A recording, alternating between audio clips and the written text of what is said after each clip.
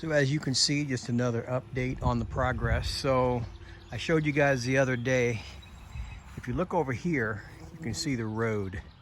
So with us being in the pool, we just want a little bit of privacy. So let me show you what I did. This was very simple if you're thinking about making something like this.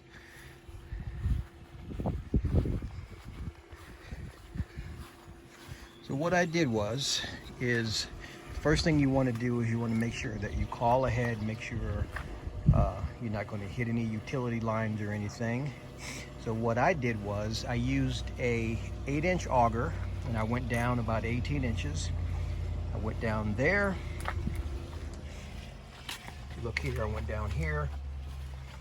And I also went down here and spaced them evenly so that the boards kind of lined up on the ends there. And then on this center beam here. It's not exactly perfect. If you look, if you see it's a little off kilter. But again, hey, it works, right? But really all I used in this project was I used 3 4x4 by 10s. So if you can see, this is a scrap. So this is a 4x4. This is treated lumber. Because it's outside, you want to make sure that you have treated lumber. This is for those that don't know that. So this pole used to be 10 feet tall, as you can see there. So it used to extend about a foot above the top layer there. So what I did was I used my Sawzall and I cut it even. But I'm telling you folks, this was not a hard project. So if you're a novice and you're thinking about doing something like this, like I said, the tricky thing is getting your holes spaced evenly. And then once you get your holes deep enough, set your post in there, use a little bit of bracing to just support it to make sure that it doesn't lean to the left or to the right. And what you want to do is you want to get you a level. Those of you that don't know what a level is, you probably want to use a bigger one than this, because the longer the piece of wood is, the longer the level you want to be. So I would probably get you like a 48-inch level.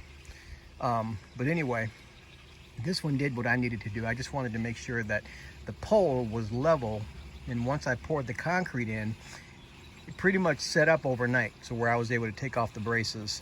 So the next thing I did, after I got the poles nice and straight and I laid them in the hole with the concrete, I started laying out my boards. Now let me explain to you a little trick here. You probably can't see it in the video, but some of these boards were not exactly true. They kind of had the board, say this was a board, what it kind of did is it kind of went like this.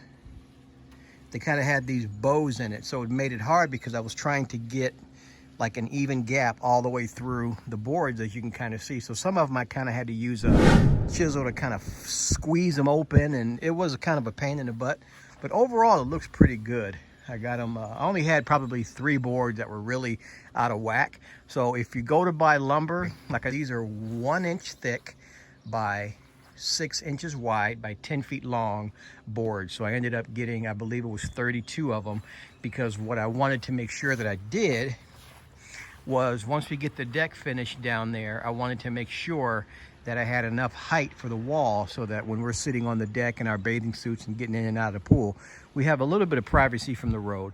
So again, those of you that are thinking about tackling something like this, if you're a novice, it's really not as hard as you think it is. The biggest thing is making sure that your beams on the end are straight and that they're perfectly spaced so that your boards overlap on the center beam and come to the edges of the outer beams. So if you guys have any questions or comments, oh, one other thing that I had to do is if you look on the inside here, you notice a little bit of wire mesh.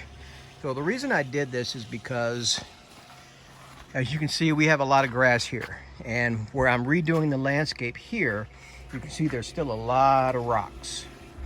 So my concern is using my lawnmower and hitting a rock with the mower and it slicing through the side of that vinyl pool. So this particular vinyl pool, I know a lot of the circular above ground ones come with a metal covering. This one did not. This is just the vinyl. So it's pretty thick, but my concern is, and my wife's concern was, that something would slice right through it. I'm gonna show you on the other side what I'm doing here.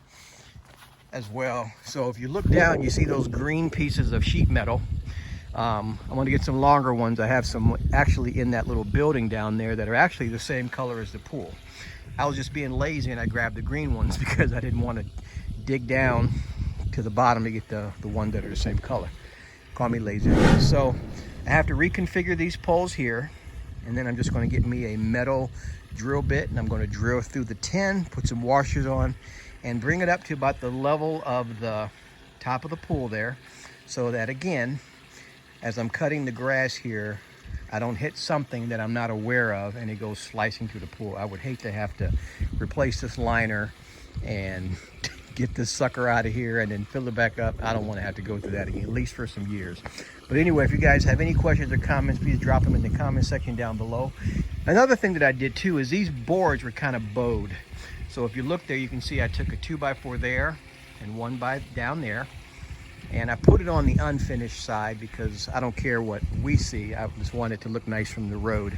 But what I did was I took some screws and I put it in this board here. What it did is some of these boards were kind of bowed outward and it pulled everything nice and straight and tight. So if you look at it on the side, for the most part, it's pretty straight.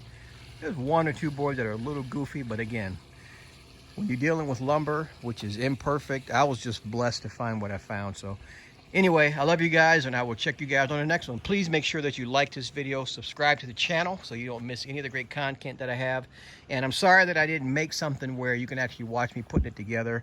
I didn't think about it until it was too late. But again, I will link in the description section what it is you need to do. But very basic measurements, concrete, dig you a hole, and you don't have to use an auger. I just happen to have one, but if you want to go the old school way, you can get yourself one of these post hole diggers, which is a little more muscle and they take a little bit longer. The auger was a lot quicker, so my recommendation is on the auger. Anyway, I love you guys, and I'll see you on the next one. Take care.